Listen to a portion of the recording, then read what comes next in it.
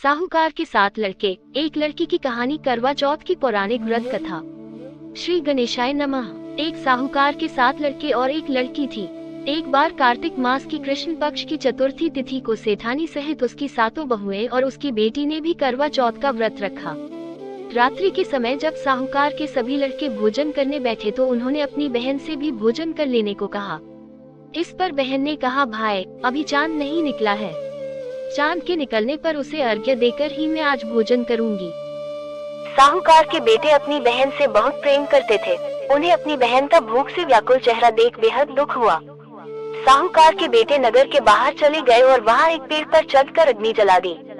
घर वापस आकर उन्होंने अपनी बहन से कहा, देखो बहन, चांद निकल आया है, अब तुम उन्हें अर्घ्य देकर भोजन ग्रहण करो। साहूकार की बेटी ने अपनी भाभियों से कहा, देखो चांद निकल आया है, तुम लोग भी अर्घ्य देकर भोजन कर लो। नल की बात सुनकर भाभियों ने कहा, बहन अभी चांद नहीं निकला है, तुम्हारे भाई धोखे से अग्नि जलाकर उसके प्रकाश को चांद के रूप में तुम्हें दिखा रहे हैं।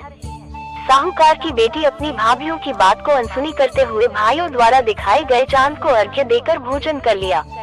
इस प्रकार करवा चौथ का व्रत भंग करने के कारण विघ्नहर्ता भगवान श्री गणेश साहूकार की लड़की पर अप्रसन्न हो गए। गणेश जी की अप्रसन्नता के कारण उस लड़की का पति बीमार पड़ गया और घर में बचा हुआ सारा धन उसकी बीमारी में लग गया। साहूकार की बेटी को जब अपने किए हुए दोषों का पता लगा तो उसे बहुत पश्चाताप हुआ। उसने गणेश जी से क्षमा प्रार्थना की और फिर से विधि विधान पूर्वक चतुर्थी का व्रत शुरू कर दिया। उसने उपस्थित सभी लोगों का श्रद्धानुसार आदर किया और तदुपरांत उनसे आशीर्वाद ग्रहण किया।